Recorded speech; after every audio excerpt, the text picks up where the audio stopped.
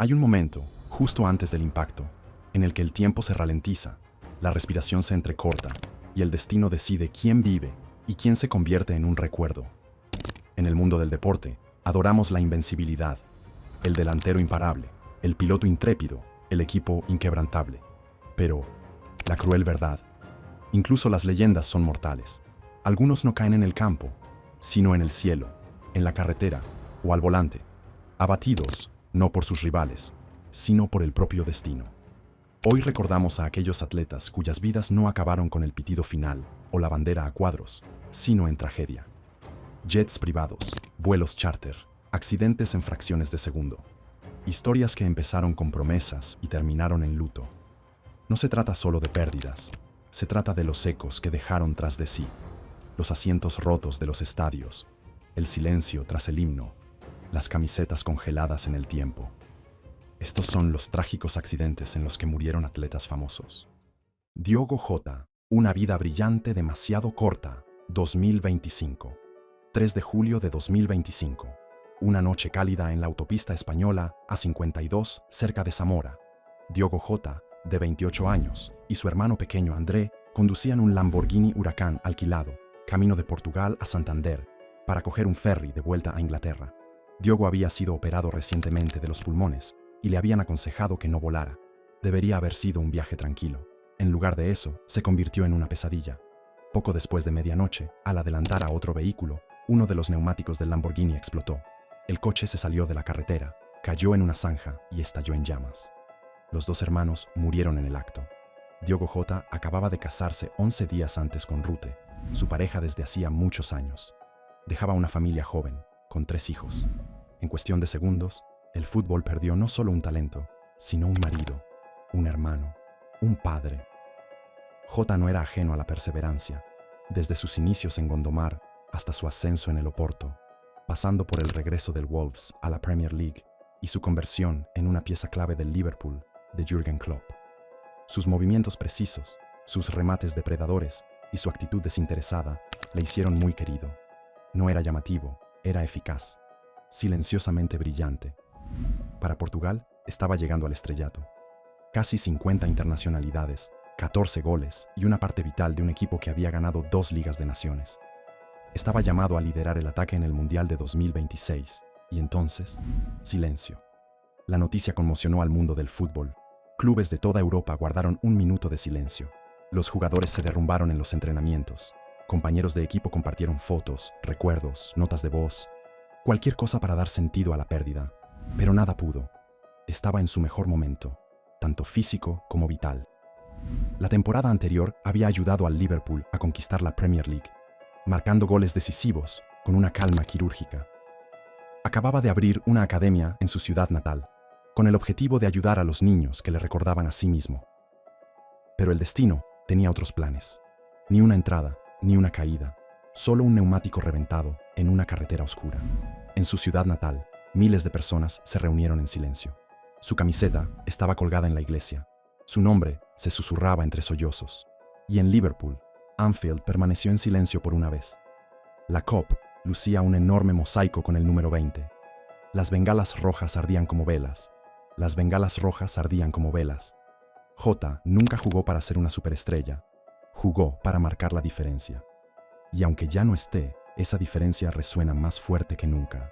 No se fue con un rugido del público, sino con un legado que nunca se desvanecerá. Kobe Bryant, el descenso final de la Mamba, 2020. 26 de enero de 2020. Una tranquila mañana de domingo en el sur de California. Kobe Bryant, de 41 años, sube a un helicóptero con su hija Gianna, de 13 años. Se dirigen a la Mamba Sports Academy para un torneo de baloncesto juvenil. Es un viaje que ha hecho muchas veces. El cielo estaba nublado, pero la rutina le resultaba familiar. El avión, un Sikorsky S-76B, despegó a las 9:06 de la mañana. La ruta de vuelo atravesaba la cuenca de Los Ángeles. Poco antes de las 9:45, cuando el helicóptero se adentró en una densa capa de nubes sobre Calabazas, el piloto se desorientó. Creyendo que la aeronave estaba ascendiendo, descendió rápidamente contra la ladera de una colina. El impacto fue instantáneo. No hubo supervivientes. Se perdieron 9 vidas, un padre y su hija. compañeros de equipo, amigos, familias alteradas para siempre. Las noticias estallaron como un trueno, los teléfonos zumbaban, los titulares gritaban. La conmoción se apoderó del mundo del deporte. Kobe Bryant, 5 veces campeón de la NBA, 2 veces medalla de oro olímpica, MVP y leyenda de los Lakers, se había ido. Pero no se trataba solo de sus estadísticas. Era en quien se había convertido. Había evolucionado, de competidor implacable a padre devoto, de anotador feroz a narrador creativo. Había ganado un Oscar, había creado una academia, criado hijas que le adoraban, especialmente Gianna, que muchos creían que algún día llevaría el apellido familiar a la grandeza de la WNBA. Kobe no había terminado, no había hecho más que empezar. Los investigadores confirmaron más tarde la causa, un error del piloto en condiciones de niebla. La aeronave carecía de sistemas de alerta de reconocimiento del terreno. El piloto voló visualmente, a pesar de que el tiempo exigía instrumentos. No hubo ningún fallo mecánico, solo un error de cálculo humano fatal. El mundo lloró. LeBron lloró. MJ habló en su funeral. De Los Ángeles a Manila surgieron murales. Las camisetas colgaron de los balcones. Cada tiro a una papelera se convertía en un homenaje silencioso. Kobe no era solo un jugador de baloncesto, era la encarnación de la ética del trabajo, la mentalidad Mamba, la creencia de que la grandeza se gana en silencio, sudor y soledad. Era fuego envuelto en carne, y ese fuego se consumió demasiado pronto. Kobe dijo una vez: lo más importante es intentar inspirar a la gente para que puedan ser grandes en lo que quieran hacer. Y lo hizo. Ahora, su número vive en las vigas, su nombre en susurros, su legado en cada sueño perseguido sin disculpa. Murió con su hija, camino del juego que amaba, en pos de la grandeza de la próxima generación. Y quizá, solo quizá, haya algo poético en ello. Ayrton Senna, la última vuelta de una leyenda, 1994. 1 de mayo de 1994. Las colinas que rodean Imola brillan con el calor primaveral. El fin de semana del Gran Premio de San Marino y del Campeonato del Mundo está en marcha, pero ya se ha producido una tragedia. El día anterior, Roland Ratzenberger, un debutante austriaco, murió en la sesión de clasificación. El paddock está tenso, las banderas pesan, los héroes se sienten vacíos. Ayrton Senna, el amado icono del automovilismo brasileño y 3 veces campeón del mundo, camina hacia su Williams FW16 con tranquila determinación. Está inquieto. El coche ha cambiado drásticamente desde que perdió la suspensión activa, lo que lo hace inestable e impredecible. Está tan preocupado que trae una bandera austriaca doblada para honrar a Ratzenberger si gana. Pide mejoras en la seguridad. Poles, carreras, récords, los tiene todos. Pero este fin de semana, algo se siente mal. En la vuelta 7, Senna lidera. Entra a toda velocidad en Tamburello, una curva a la izquierda siempre plana a más de 300 km por hora.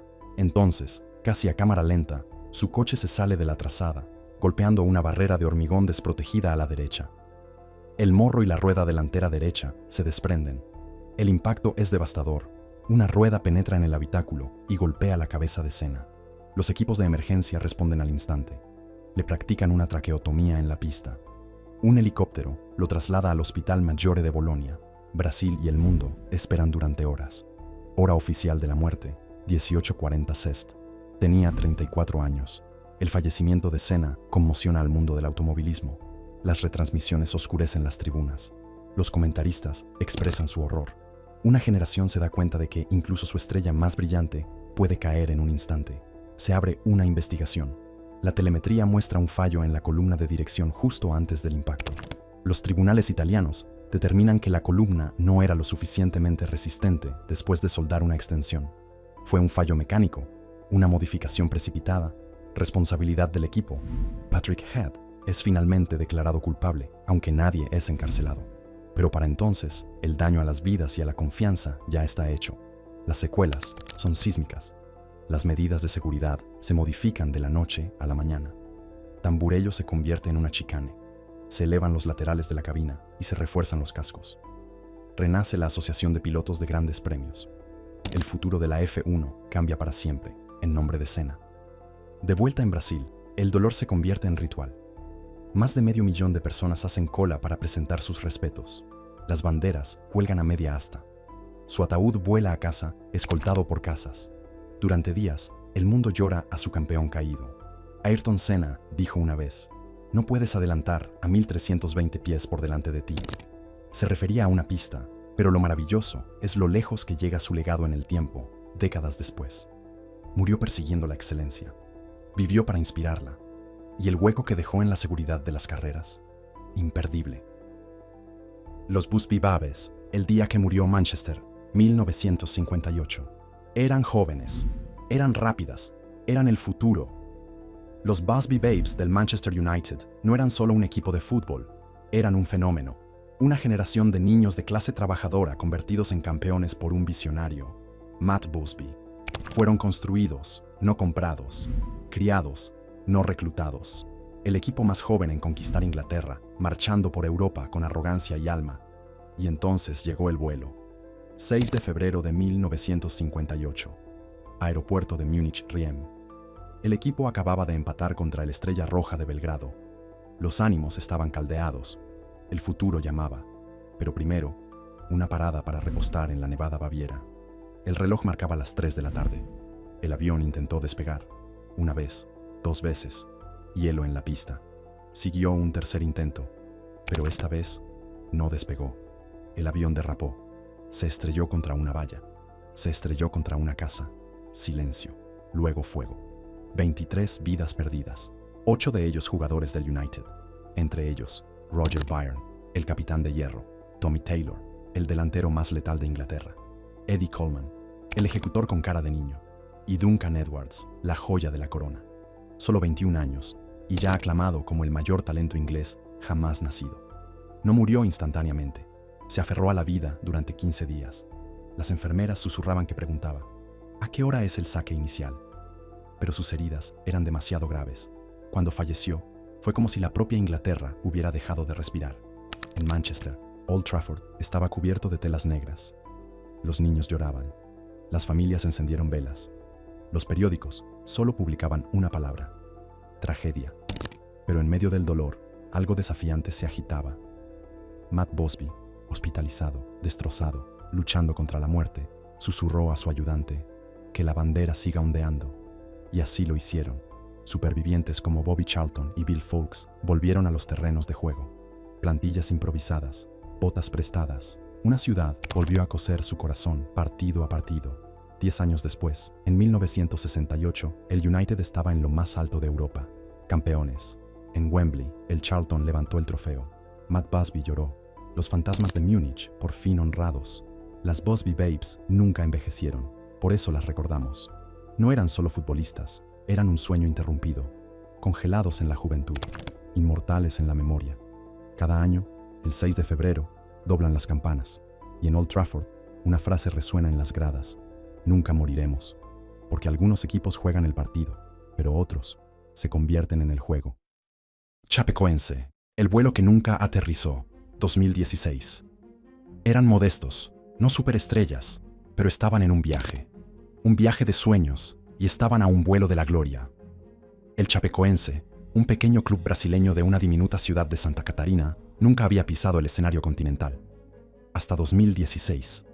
Aquel año, escaló posiciones en la Copa Sudamericana con garra, corazón y un espíritu que se negaba a rendirse. Semifinales. Finales. La oportunidad de sostener la historia. 28 de diciembre de 2016. Aeropuerto de Medellín, Colombia. El equipo embarcó en el vuelo 2933 de Lamia, con el optimismo brillando en los ojos.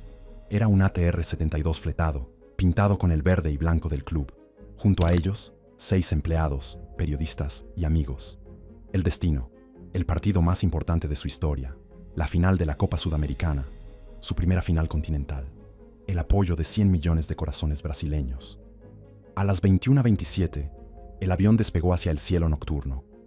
Los equipos de televisión captaron el rugido final, los jugadores abrazando a sus seres queridos, bromeando en la cabina, llenos de fe. Después, el silencio. 37 minutos después, en las estribaciones de los Andes, a las afueras de Medellín, el avión se apagó. Se quedó sin combustible. Cayó en espiral. Se estrelló contra un barranco. Las camisetas verdes y blancas ardieron entre las llamas. Se perdieron 64 vidas. Solo 6 sobrevivieron. El mundo se detuvo. El presidente de Brasil asistió al funeral.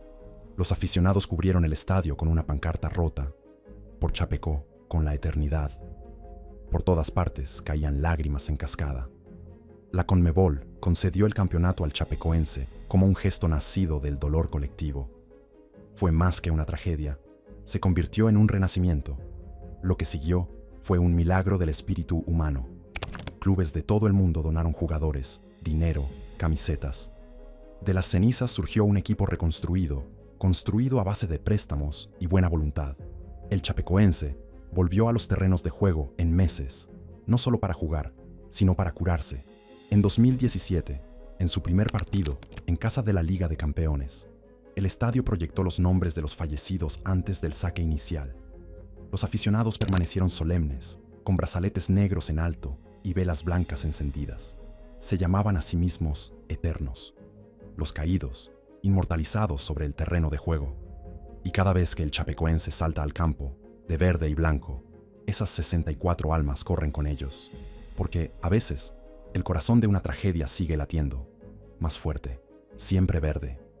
Emiliano Sala, el gol que nunca sucedió, 2019. 21 de enero de 2019. Una tarde gélida en el norte de Francia. El Cardiff City acababa de fichar a Emiliano Sala 30 goles en la temporada 2018-19. Héroe de la Ligue 1 convertido en soñador de la Premier League. Embarcó en un monomotor Piper Malibu PA46 de Nantes a Cardiff. Piloto y jugador. Un vuelo corto sobre el Canal de la Mancha. Un vuelo hacia una nueva vida. Después, silencio. Minutos después, el avión desapareció del radar. Ninguna llamada de socorro. Ninguna advertencia. Solo una masa de agua que se tragó el avión y su promesa. Durante la semana siguiente, pescadores aficionados avistaron restos. Un teléfono, un cinturón de seguridad. Finalmente, encontraron el cuerpo de Sala entre los restos del avión. Los restos del piloto nunca se recuperaron. El mundo contuvo la respiración. Un padre solo, una prometida esperando. Aficionados del Cardiff coreando su nombre por todo Gales. Nantes vestido de negro. Argentina encendiendo velas. El rey del hielo de la pequeña ciudad. 1,93 metros de potencia y delicadeza. Tripletes bajo la lluvia. Una canción de renacimiento cada vez que marcaba. El viaje de Sala había sido el fútbol moderno en su versión más cinematográfica. De la pequeña ciudad de Progreso, al Burdeos, al Nantes y a un traspaso récord de 15 millones de libras con el objetivo de reinar en Gales. Un cuento de hadas imposible. Excepto que nadie vio el avión resquebrajarse. La investigación descubrió que el piloto no tenía licencia para vuelos nocturnos. El avión no era seguro para el viaje. El personal de Cardiff no había fletado el vuelo a Nantes. Una cascada de descuidos y malas decisiones sellaron el destino. ¿Y Emiliano Sala? Nunca dio una patada a un balón con el Cardiff. En el campo de entrenamiento de Nantes, su número 9 cuelga vacío. En el estadio del Cardiff, en las tablas de goleadores, hay un eco en blanco. En Argentina hablan de él como de un nieto de emigrantes, un chico con un balón en los pies que sacudió los campos con su ambición. Murió en el aire, entre palos, entre la esperanza y el desamor, entre el y sí y el nunca fue. En la muerte se convirtió en la historia, y en nuestra pérdida sentimos cada uno de sus 30 goles en la Ligue 1 como un eco fantasmal. Cada carrera, cada gol, una pregunta sobre lo que podría haber sido. Marco Simoncelli, La sonrisa que cayó, 2011. 23 de octubre de 2011. El fin de semana del Gran Premio de Malasia en Sepang es sofocante. El aire húmedo es tan denso que se pega. Marco Simoncelli, el genio italiano de MotoGP, irrumpe en la curva 11 en la segunda vuelta. Está volando, agresivo, intrépido. Su número 58 se inclina profundamente. El neumático delantero brilla con el sudor y el humo de los neumáticos. Y entonces, el caos. Colin Edwards delante. Valentino Rossi a la deriva detrás. Simoncelli pierde la parte delantera. La moto se sacude. Se cae, pero no se va al suelo. Se desliza impredeciblemente en el camino de Edwards y Rossi. No tienen tiempo. La moto y ambos pilotos chocan contra él. La segunda colisión cae sobre su cabeza. Instantáneo, brutal, sin tiempo para gritar, sin posibilidad de segundas oportunidades abrasadoras. Los equipos médicos acuden rápidamente. Simoncelli permanece inmóvil. La sangre gotea. Le atienden durante minutos, minutos desesperados. Ambulancia, transporte aéreo, hospital de Kuala Lumpur. La última llamada. 16:56 hora local. Se ha ido con solo 24 años. Marco sonreía como si fuera el dueño del salón. Rizos salvajes, risa estruendosa, el tipo de energía que contagiaba al paddock. Era un sentimiento sobre ruedas, un espíritu que pilotaba con abandono, amaba con pasión y vivía como si cada curva fuera la última. El paddock está de luto. Compañeros de equipo en silencio, los pilotos unidos. No se trata de cascos ni de pieles. Es la pérdida de una personalidad tan vasta que se tragó el peligro por completo. Pero su muerte provocó un cambio. La esquina Underlap se resurgió. Se rediseñaron los protocolos médicos. La dirección de carrera impuso el cierre instantáneo de calles y normas más estrictas para la separación de las motos. Marc Márquez, una vez protegido de su compañero de equipo, preguntó a Rossi más tarde, ¿por qué él? Pero la respuesta no llegó. En su lugar, MotoGP construyó cascos más fuertes, comisarios más afilados, barreras más seguras. La trayectoria de Marco labró un legado de seguridad. Nunca tuvo la oportunidad de ver su mejor momento, pero cada vez que un piloto parpadea pasando por una goma cargada en otra curva, cabalga el fantasma del 58, el joven que se atrevió. El joven que se atrevió. No fue suave, se estrelló rápido y murió ruidosamente. Jules Bianchi, una carrera por la justicia, 2014. 5 de octubre de 2014. La lluvia era implacable en Suzuka. Jules Bianchi, un prometedor talento francés de la F1 de 25 años, conducía el único coche del equipo Marussia. Era la última vuelta del Gran Premio de Japón. Lluvia intensa, visibilidad limitada, escombros esparcidos por la pista. Antes, Adrian Sutil se había estrellado en la curva 7. Un vehículo de recuperación, que se movía lentamente y emitía destellos naranjas, salió a la pista. La carrera no se detuvo, no se detendría. Bianchi, que se acercaba, se desvió en la misma curva. Su F1 chocó de frente contra el tractor de los comisarios. Perdió el conocimiento al instante. El vehículo rodó, haciendo piruetas como un ballet oscuro sobre la grava húmeda. Los equipos de emergencia lucharon encarnizadamente. Llegaron hasta él, le practicaron la reanimación cardiopulmonar y lo llevaron al Centro Médico General de la Prefectura de Mie. Entró en un coma que no terminaría. 9 meses después, el 17 de julio de 2015, falleció a causa de las heridas sufridas en aquel accidente. Jules no era una estrella fulgurante. Era el tipo paciente y meticuloso que arañó los márgenes brutales del karting, la GP2 y la F1 para llegar a la parrilla. Se suponía que su momento en Suzuka iba a romper techos. En lugar de eso, se convirtió en un grito de guerra. Desde entonces, el mundo de la F1 se ha reinventado. Se endurecieron las normas de visibilidad. Se introdujo el Virtual Safety Car. Se imponen límites de velocidad bajo banderas amarillas. Cascos y volantes rediseñados para proteger la cabeza. Coches rediseñados para la contención de la cabina. Su familia pidió justicia. Su padre presionó mucho. La F1 volvió a cambiar.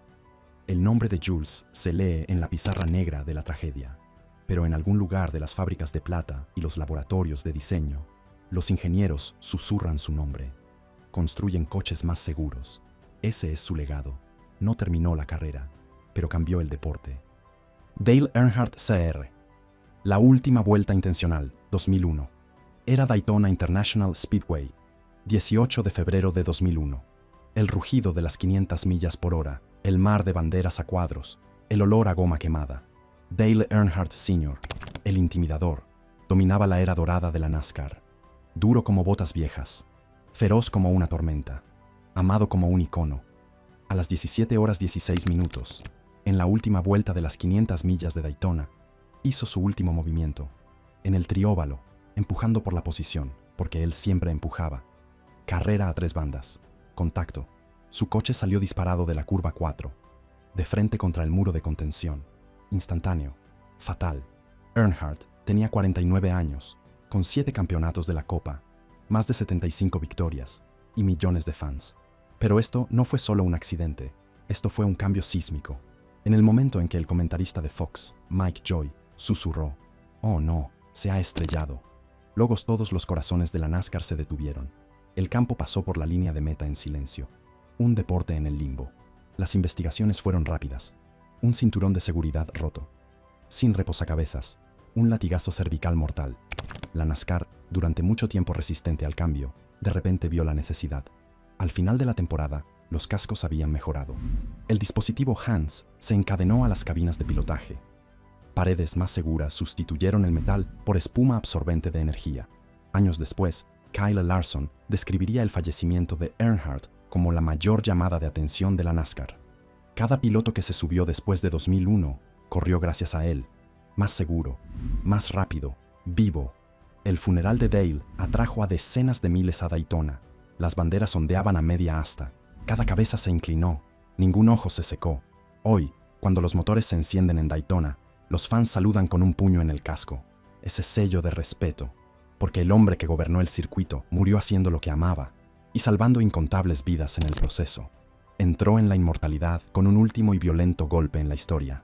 Y la NASCAR no ha vuelto a ser la misma desde entonces. Louis Salom, el giro silencioso que se llevó una vida, 2016. 3 de junio de 2016. El aire de Cataluña pesa sobre el Circuit de Cataluña. Louis Salom, de 24 años, rueda al principio de los entrenamientos de Moto 2. Se inclina en la curva 12, confiado y con ritmo. Pero en un momento de infarto, su moto resbala y golpea un parche mojado.